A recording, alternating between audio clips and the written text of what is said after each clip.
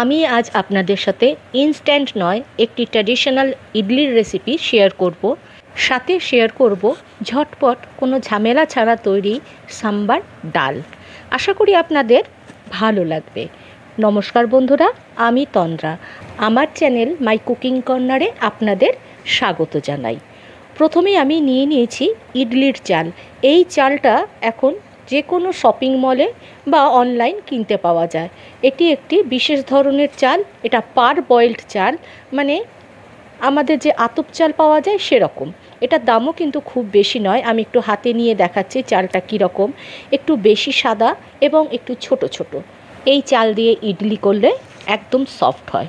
যে কোনো একটা কাপ বা বাটি নিয়ে নিতে হবে। এই বাটির 3:1 অনুপাতে চাল এবং ডাল ভিজিয়ে নিয়েছি। 3 কাপ চাল নিয়েছি, তার সাথে 1 কাপ বিউলির ডাল নিয়েছি, আর নিয়েছি 1 টিস্পুন মতো মেথি দানা। 5 থেকে 6 ঘন্টা ভিজিয়ে রাখতে হবে। তারপর জল থেকে ছেঁকে তুলে অল্প অল্প জল দিয়ে একটা পেস্ট তৈরি করে নিতে হবে। পেস্টটা কিন্তু হালকা দানা দানা থাকবে, একদম হালকা। চালের অল্প অল্প দানা এখানে থাকলে কিন্তু ইডলিটা ভালো হবে। এরপর এটাকে একটা গরম জায়গায় রেখে দেবো, ঢাকা দিয়ে ফার্মেন্টেড হতে দেবো 5 থেকে 6 ঘন্টার জন্য। শীতের সময় হলে কিন্তু এটা 8 থেকে 10 ঘন্টাও লেগে যায়। সাম্বার করার জন্য কিছু সবজি ছোট ছোট করে কেটে নিয়েছি। এখানে আমি বেগুন, গাজর আর কুমড়ো নিয়েছি। অন্যান্য অনেক সবজি দেওয়া যেতে পারে, বিশেষ করে যদি সজনের ডাঁটা থাকে তাহলে খুব ভালো হয়। একটা পেঁয়াজ আর একটা টমেটো বড় বড় করে টুকরো করে কেটে নিয়েছি। 1/4 কাপ অরহর ডাল ধুয়ে জল ঝরিয়ে রেখেছি। এবার একটা কুকারের মধ্যে খানিকটা সর্ষের তেল দিয়ে, তেলটা গরম হলে দিয়ে দেবো শুকনো লঙ্কা ফোড়নের জন্য। একটুখানি নেড়ে চেড়ে ভেজে নিয়ে তার মধ্যে দিয়ে দেবো এবার ছোটো চামচের 1 চামচ কালো সর্ষে, ছোটো চামচের 1/2 চামচ সাদা জিরে। এবার এটাকে একটু নেড়ে চেড়ে ভেজে নেব। সুন্দর গন্ধ বেরোলে তারপর এর মধ্যে দিয়ে দেবো অল্প একটু হিংটা 2 চুটকি মতো, 2 পিঞ্চ মতো হিং দিয়েছি। তারপর দিয়ে দেবো কারি পাতা। এখানে আমি ফ্রেশ কারি পাতা ব্যবহার করেছি, ড্রাই কারি পাতাও এখানে ব্যবহার করা যেতে পারে। তারপর একটু নেড়ে চেড়ে নেবো, একটুখানি ভেজে নেবো হালকা করে। গ্যাসের ফ্লেমটাকে কিন্তু আমি একদম লোতে রেখেছি। এরপর এর মধ্যে ধুয়ে রাখা ডালটা দিয়ে দেবো, টমেটো আর পেঁয়াজটাও দিয়ে দেবো। কেউ পেঁয়াজ খেতে না চাইলে স্কিপ করা যেতেই পারে। তারপর দিয়ে দেবো ধুয়ে রাখা ছোট ছোট আনাজগুলো। এরপর একটু নেড়ে চেড়ে সব মিশিয়ে দেবো। তারপর এর মধ্যে দিয়ে দেবো পরিমাণ মতো নুন আর অল্প একটু হলুদ। নুনটা একটু বুঝে দিতে হবে। এবার আবার একটু নেড়ে চেড়ে সব মিশিয়ে দেবো। এবার এর মধ্যে আমি দিয়েছি একটু লাল লঙ্কার গুঁড়ো। কেউ চাইলে এটা স্কিপ করতে পারেন বা কাশ্মীরি লঙ্কার গুঁড়ো দিতে পারেন রঙের জন্য। একটু নেড়ে চেড়ে সব মিশিয়ে দিলাম। এরপর এর মধ্যে দিয়ে দেবো সাম্বার মশলা, যেটা ইনস্ট্যান্ট বাজারে কিনতে পাওয়া যায়। এটা বাড়িতেও তৈরি করা যায়। এখানে 2.5 চামচ মতো, 2.5 টেবিল স্পুন মতো সাম্বার মশলা আছে। দিয়ে ভালো করে একটু নেড়ে চেড়ে ভেজে নেব এই মিনিট খানেক। তারপর এর মধ্যে পরিমাণ মতো জল দিয়ে দেব এবং 5 থেকে 6টা সিটি পর্যন্ত, মানে ডালটা যতক্ষণ না গলে যায় ততক্ষণ পর্যন্ত ওয়েট করব। 5-6টা সিটি দিলেই কিন্তু ডালটা ভালো সেদ্ধ হয়ে যাবে। অবশ্য এক একটা কুকারে এক এক রকম ব্যাপার থাকে, মানে এক একটা কুকারে খুব তাড়াতাড়িও হয়ে যায়, কোনো কুকারে দেরিও হয়। এরপর আমি ইডলির জন্য একটা বাটি তৈরি করেছি। এটা কাঁঠাল পাতা দিয়ে তৈরি করেছি। কিভাবে তৈরি করেছি সেটা আমি বলছি। কয়েকটা কাঁঠাল পাতা নিয়ে নেব। আমি এখানে 2টো দিয়ে দেখাচ্ছি। কাঁঠাল পাতাটাকে উল্টোভাবে নেব। উল্টোভাবে নিলে কি হয়, এই যে ইডলির উপরে পাতার ছাপটা খুব সুন্দর পড়ে যায়। 4টে পিন দিয়ে 4 দিক এভাবে মুড়ে বাটির মতো করে নেব। আমি এখানে আলপিন ব্যবহার করেছি, কেউ চাইলে টুথপিক ব্যবহার করতে পারেন। এবং কাঁঠাল পাতাগুলো একটুখানি মোটা দেখে নিতে হবে, মানে নতুন পাতা না, একটু পুরনো পাতা নিলে কিন্তু ভালো হয়। কাঁঠাল পাতাগুলো ভালো করে ধুয়ে নিয়ে মুছে তারপরে আমি এটাকে এরকমভাবে চারিদিকে 4টে পিন লাগিয়ে বাটির আকার দিয়ে নিচ্ছি। খুব সহজে হয়ে যায় এবং এটা একদম অয়েল ফ্রি ইডলি তৈরি হবে। এতে কিন্তু কোনো রকম তেলের প্রলেপ দিতে হবে না, এমনি এটা খুব সুন্দর উঠে চলে আসবে। এইভাবে চারদিকে 4টে পিন লাগিয়ে খুব সুন্দর একটা বাটি তৈরি হয়ে যাবে। যদি আমি নরম পাতা নিই, মানে নতুন পাতা নিই, তাহলে কিন্তু ব্যাটারটা দেওয়ার সাথে সাথে হেলে যাবে, কাত হয়ে যাবে। তাই একটু পুরনো পাতা নিলে ভালো হয়। আমি আরেকটা করে দেখাচ্ছি। আমার ভিডিওটি আপনার ভালো লাগলে এবং আপনি যদি হন আমার চ্যানেলের নতুন ভিউয়ার, তাহলে চ্যানেলটা সাবস্ক্রাইব করে পাশে থাকা বেল বাটনটি একটু প্রেস করে দেবেন আমার নতুন ভিডিওর নোটিফিকেশনের জন্য। এভাবে চারদিকে 4টে আলপিন লাগিয়ে দিলাম এবং তৈরি হয়ে গেল খুব সুন্দর একটা বাটি। এই যে দেখুন, সব বাটিগুলো আমি এইভাবে তৈরি করে নিয়েছি। এবার এর মধ্যে আমি ব্যাটারটা পোর করব। এই যে ব্যাটারটাও আমার তৈরি, আমি হোল নাইট রেখে দিয়েছিলাম। এর মধ্যে কিন্তু কোনো ইনো বা খাবার সোডা বা দই দেওয়া হয়নি, তবুও কিন্তু এটা খুব সুন্দর ফ্লাফি হয়ে যায়। এর মধ্যে যে বাবলসগুলো তৈরি হয়, এয়ার বাবলসগুলো তৈরি হয়, সেটা কিন্তু খুব ছোট ছোট, ফলে এটা দিয়ে যে ইডলিটা তৈরি হবে সেটা কিন্তু একদম তুলোর মতো নরম হবে। ব্যাটারটা দেখেই বোঝা যাচ্ছে খুব হালকা এবং বেশ ফুলে উঠেছে। এরপর এর মধ্যে দিয়ে দেব পরিমাণ মতো নুন। নুনটা একটু বুঝে দিতে হবে, খুব বেশি নুন না দেওয়াই ভালো। অল্প একটু নুন দিয়ে দিলাম। এরপর আলগা হাতে সব নেড়ে চেড়ে মিশিয়ে দেবো। আমি ইডলিগুলো কাঁঠাল পাতায় করেছি, এটা কিন্তু কলা পাতাতেও করা যায়। কাঁঠাল পাতা বা কলা পাতায় করলে কিন্তু এর মধ্যে একটা দারুণ ফ্লেভার হয়, যেটা খাওয়ার সময় খুব ভালো লাগে। ভালো করে নেড়েচে সব মিশিয়ে দিলাম। এরপর এগুলোকে আমি কাঁঠাল পাতায় ভরে দেব। ওদিকে একটা বড় পাত্রের মধ্যে খানিকটা জল দিয়ে তার উপরে একটা ঝাঁঝরি দিয়ে বসিয়ে দিয়েছি এবং একটা স্টিমার তৈরি করেছি। এইভাবে অল্প অল্প ব্যাটার নিয়ে এই বাটিগুলোর মধ্যে ভরে দেব। খুব বেশি ব্যাটার দিলে কিন্তু উপচে পড়বে, তাই অল্প অল্প করে ব্যাটার দিয়ে বাটিগুলো সবগুলো পোর করে নিচ্ছি। নতুন পুরনো সকল বন্ধুদের কাছে অনুরোধ রইল, ভিডিওটি একটু লাইক, শেয়ার এবং একটি কমেন্ট করে একটু পাশে থাকার, একটু সাপোর্ট করার।